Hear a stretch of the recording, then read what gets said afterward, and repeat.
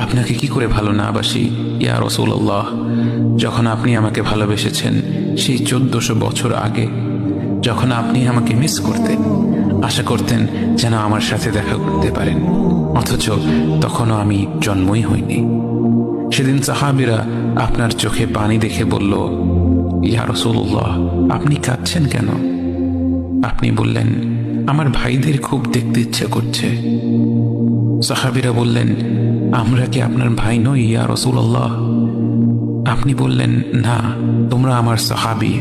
আমার ভাই হলো তারা যারা আমার পরে আসবে এবং আমাকে কখনো না দেখেও তারা আমাকে বিশ্বাস করবে। মৃত্যুশয্যায় শুয়ে আপনার অন্তরে এই চিন্তা ছিল যে আমাদের পরিণতি কি হবে। উম্মতি উম্মতি বলতে বলতে আপনি আপনার রবের নিকট ফিরে গিয়েছেন।